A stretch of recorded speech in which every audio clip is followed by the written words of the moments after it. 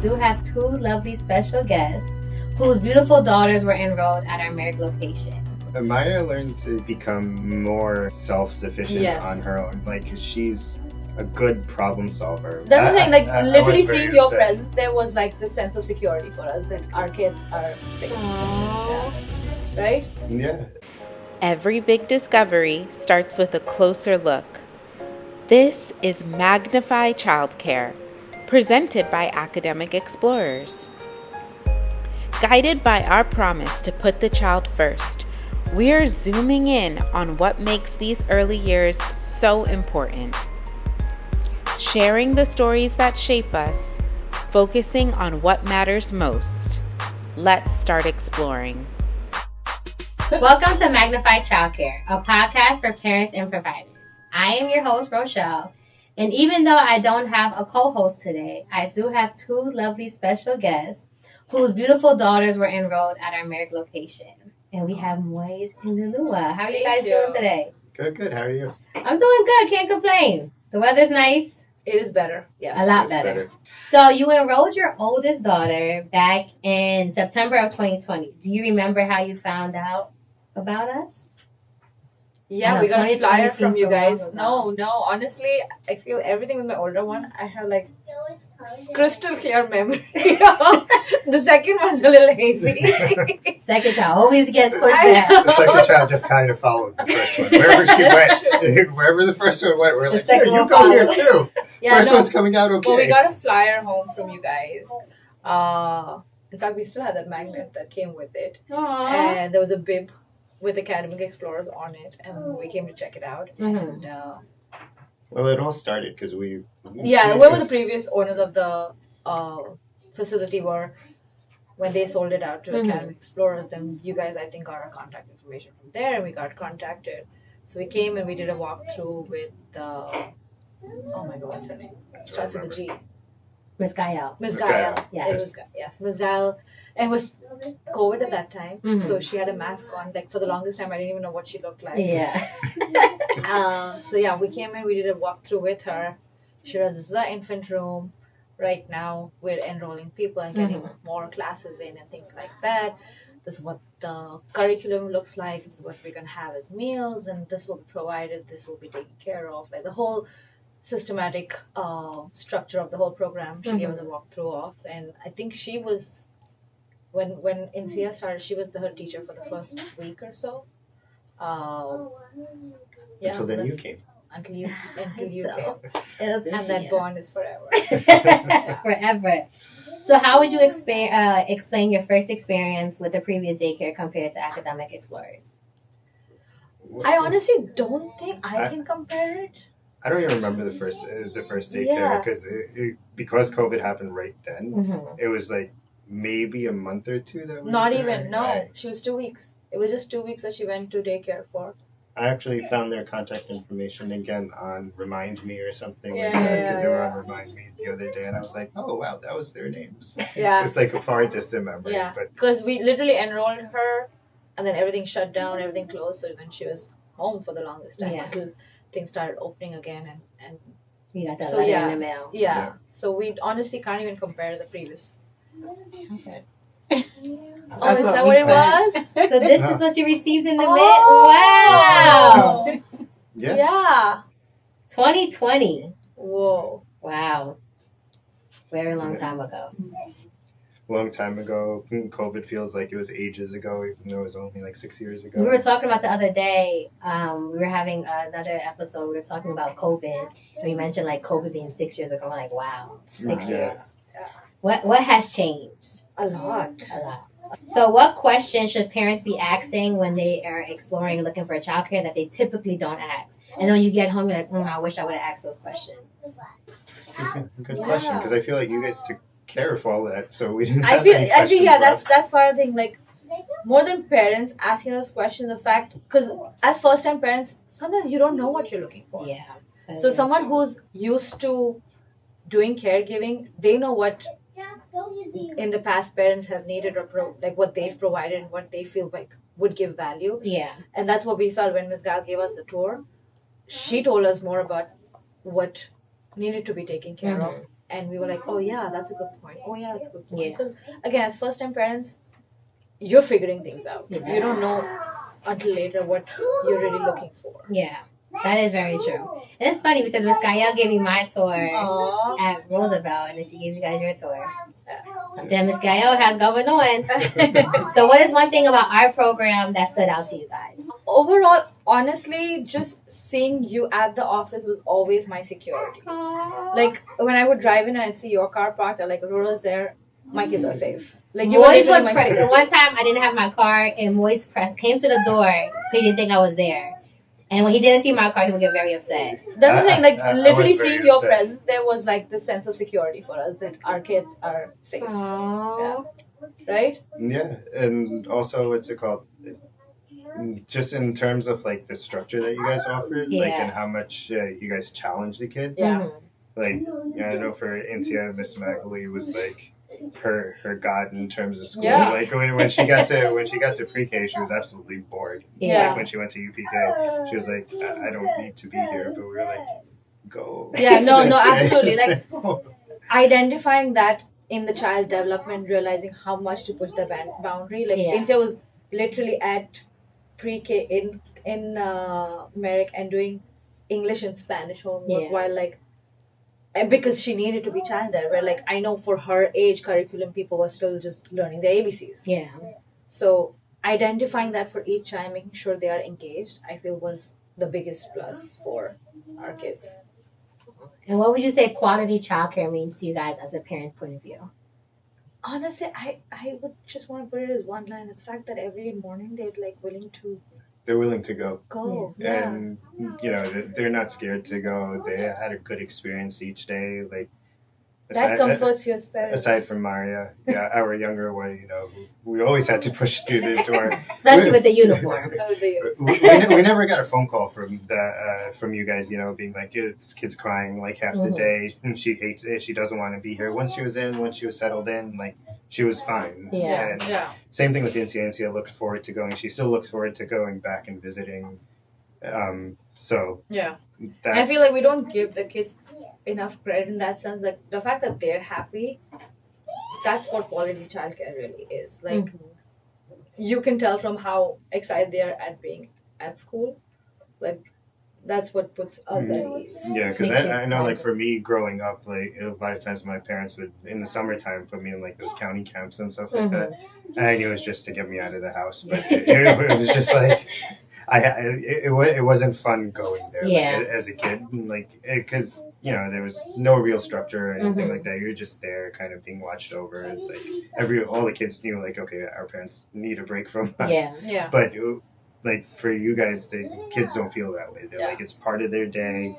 They're going there to learn. They're going there to, you know, be engaged. There's a lot of And- good habits they've instilled in themselves from having that structure. Yeah. To, like, okay, you know what? We go in here. This is where we hang our jackets. Like now, even when they carry that back home, like, okay, we come in here, we do this. Or like when they're eating, okay, we're done eating, we go wash our hands. Or like just in general, that structure about the whole thing. I feel like instilling those habits really young. Yeah. And like as you said, it does make you feel at ease as a parent when you're leaving your child in care for sometimes 8-10 hours out the day, but you feel like once they drop them off at the door and they run through the door, they run to their classroom, they're excited to go. It makes you as the parent feel like, okay, everything's good. So home away from home. Right, Exactly. Yeah. Then you guys also become like an extension of the family Yes. as well. Aww. You definitely are. You definitely are. So I know you mentioned like Miss Magley being like the goddess of Instilling. So have you built, like, is there any other relationships or teachers that they talk about now that they're not in our program that they still want to go visit or see? Maria talks about Miss D a lot. Oh, Yeah, she's like, she keeps calling her best friend. She's like, when am I gonna go see my best friend? You, I mean, are into everything. Like, your world, her world begins and ends with you. I mean, you were her first. I mean, it kind of did begin with yeah, her. that's true. It was in CNI for a while. It Yeah. was just the two of us. It was the two of you and Merrick. Then at one point, you guys closed that class in Merrick. Mhm. We came to Roosevelt for like 2 Hot weeks. second. Yeah, for like a hot minute. And then you guys found another child in Merrick. And you're like, oh, okay, we'll go back to Merrick again. But those were the struggles during COVID. But we stuck through it, and it was for the better.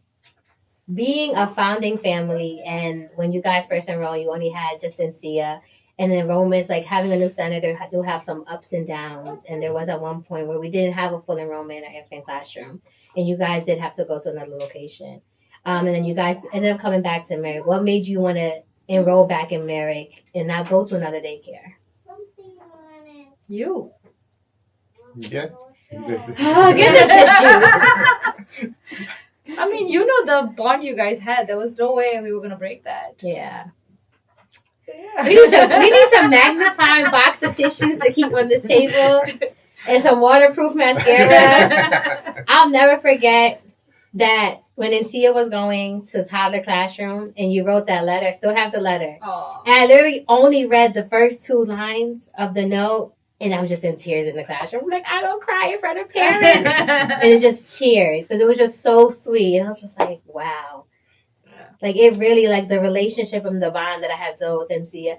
Maria, Yeah. Well, but Maria, that's also her personality. Like, Instilling can get attached. Maria does not care for the world. Yeah. But no, her and Ms. D. Yeah.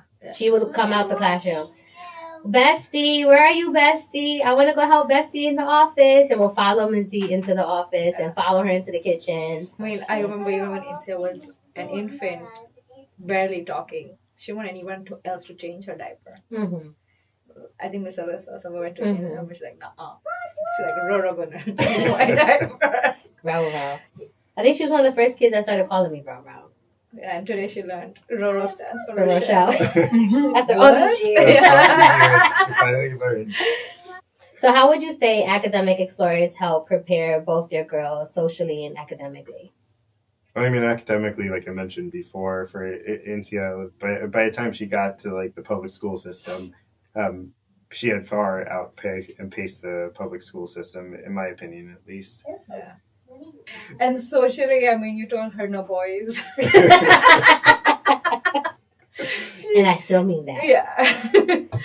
Maria, I know we always said that we always consider Instilling as academic growth, but Maria also, I feel, socially developed a lot at Academic Explorers. Like, she's just way more open to like sharing and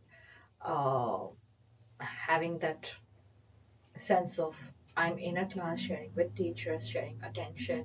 Mm-hmm. You probably spoiled Instilling in that sense because she was not Never. used to sharing attention. Like, she demands all 100% attention at all times from everyone, and she just expects it of the world. I don't know where she got that from. Yeah,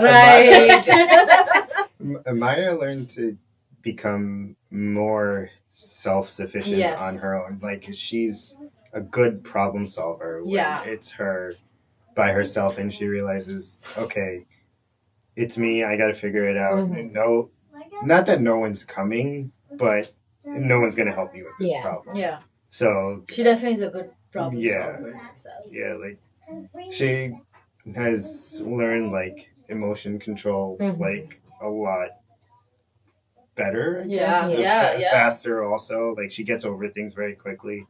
And I think that's just, based on how you guys run the classroom and, divide up the attention, but at the same time not outpacing one kid versus the other in terms of attention. Everyone got the attention equally. So when one kid was having a problem and they knew it wasn't their turn for attention, they were like, okay, we're going to have to kind of sit back and wait a second. Exactly. Yeah.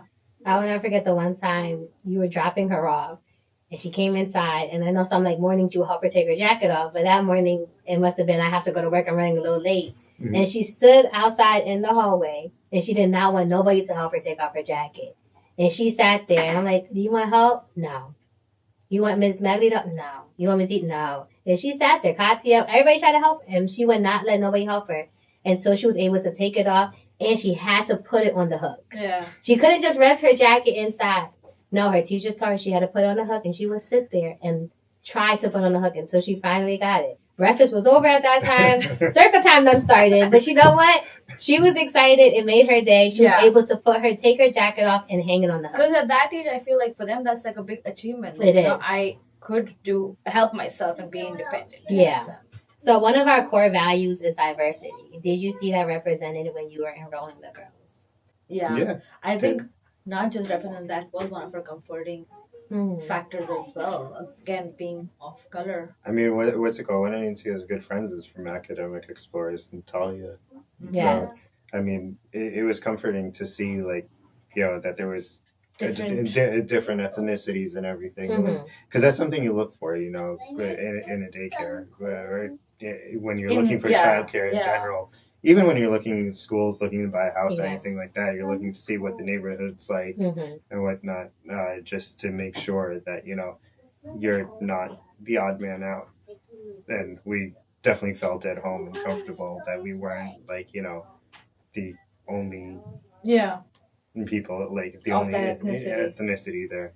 And just seeing mixed ethnicities, because, again, this day and age, you want your children also to grow up with diverse cultures and very important. Appreciate cultures like that from a young age. I know, like, even at school, you guys try and celebrate different festivals of different. It's not just one or two ethnicities or cultures that we're looking at. Like, even when Insia came in on Diwali, I know that you like, oh, can I do so? Like, how do I make her feel better that it's a holiday, or like Eid, or sharing things with like goodie bags with kids like that. Like, you're celebrating your holiday, and as a child, they feel proud of their culture too. In that sense. How does communication from the childcare impact you as parents?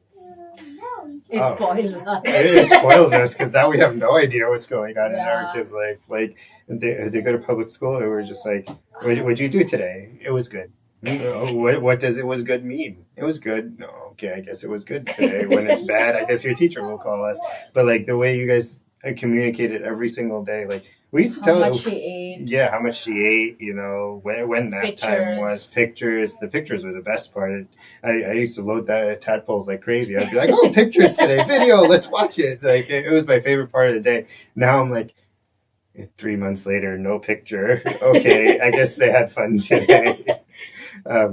But no, we used to tell you, right? Like, when we felt the report at the end of the day, we're like, there's nothing in here, what they do today. Because we enjoyed the communication, especially at a young age. You're sending, your first, your second, whatever kid you're on, you're sending them away from home. But you still want to be a part of their life. Yes. It's not like you're sending them to get rid of them. You're sending them because you want them to circumstances, or you just want them to have that social interaction with other kids. And it's important to continue to feel like that you're a part of their day. And being able to see, like, the activities they did throughout the day and those pictures. And especially since the age group that we start daycare, I think they can't communicate that well. So the fact that we could read into those reports and see what was going on was like comforting to us too. Yeah, and then you can also have that conversation with them once they start talking and communicating with you also, right? Like, and show them the picture. It kind of jogs their memory, and then they'll tell you about the activity, because otherwise they come and tell you, I went in, I took off my jacket, we had circle time, then we ate, I slept, and I came home. And it's like, okay, but you were there for 8-10 hours. Like, what did you actually do? But the communication really helped, like, even just their memory retention. You show them the picture of the letter J, and they're like, I do remember putting this together and making this art project. So if you could pick one of your favorite memories with us, what would it be? Oh, I can't pick one. No, I can't pick just one. Okay, 2. I have so many. I know, me too. Okay, let me start with one at least. I think Insia coming back from school when she would like do well and she would get her Magni Power stickers, and she'd be like, oh, I finished all my homework, or did all of this, and like today we got Magni Powers because we did really well. That is one of the things, like her feeling that sense of achievement. She came home feeling like a superhero. Yeah. At first, like I'd come home from work and they'd all come up to me. I got Magli Power today, and I'd look at them all funny. I'm like, what is it? What is this Magli Power? It wasn't until like 2 weeks later I found out what Magli Power is. For 2 weeks straight, I just went, okay. Or like them celebrating their birthdays and like you going all out with like the tiaras and like the whole shebang. Like birthdays are a big celebration. Yeah. Like just they were so. Like, there's so many memories. One personal memory I have is I remember you gave Insia a book about becoming a big sister when Mario was born. I did? You did. They still read it to each other. Insia now reads it to Maria. Maya's not becoming a big sister anytime soon. Oh, yeah, no. But Maya's big into reading in general. Yeah, She likes reading.